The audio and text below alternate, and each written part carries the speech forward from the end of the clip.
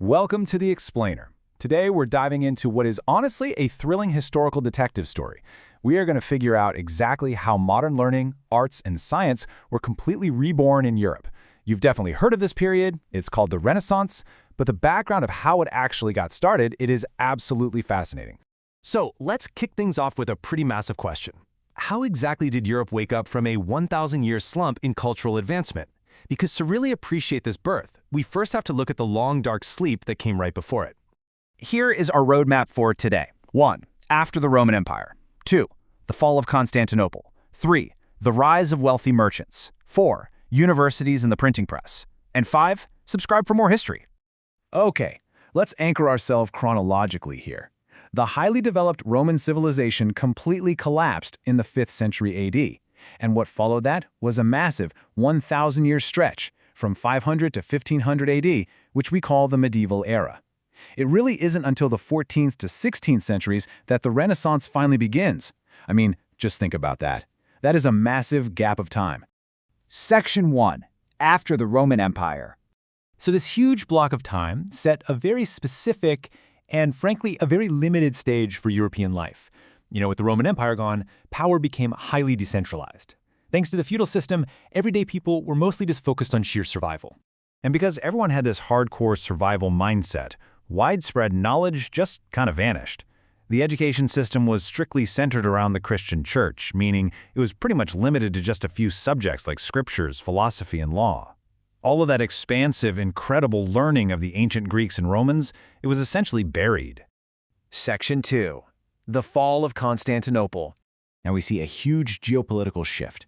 Constantinople was this major commercial hub linking Asia and Europe. But in 1453, Muslim Turks captured the city. This abruptly blocked those traditional trade routes for European Christians. And this is where our domino effect really kicks in. Panicked scholars fled the city, heading back into Europe, specifically down into Italy. And, well, they didn't exactly pack light. They actually smuggled out incredibly valuable ancient Greek and Roman texts. So these refugees didn't just bring over a bunch of dusty old books. They brought back the forgotten languages, Greek and Latin, that people actually needed to read them. By studying these ancient texts, they basically planted the seeds for a massive intellectual rebirth in Europe. Suddenly, almost overnight, the Greco-Roman world was totally back in style. Section 3. The rise of wealthy merchants. Right around the 12th century, trade between the East and West started to expand significantly. Cities in Italy, places like Venice, Genoa, and Florence, became unbelievably rich.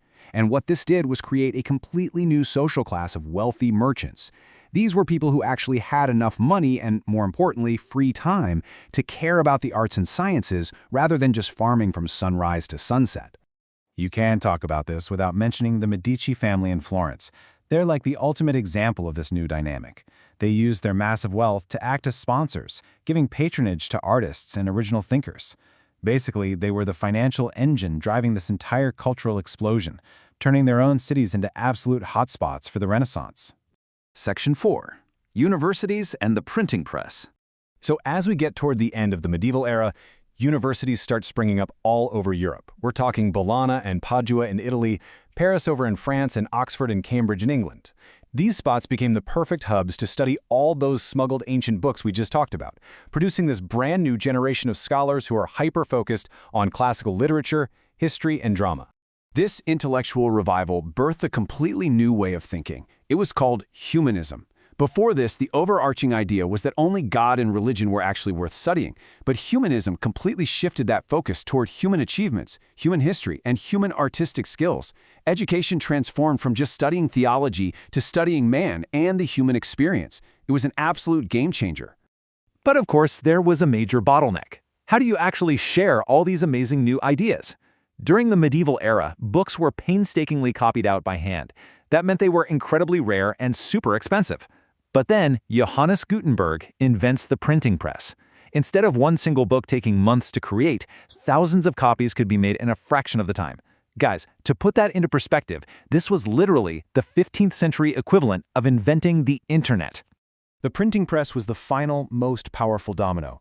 It allowed all these fresh humanist ideas, the ancient translations, and new artistic techniques to spread like wildfire across Europe. Knowledge was no longer trapped inside an elite monastery. It was totally liberated. Section 5. Subscribe for more history. If you enjoyed being a historical detective with me today, please make sure to subscribe to the channel and click the bell icon right now. That way, you'll never miss out on another one of our deep dive historical explainers.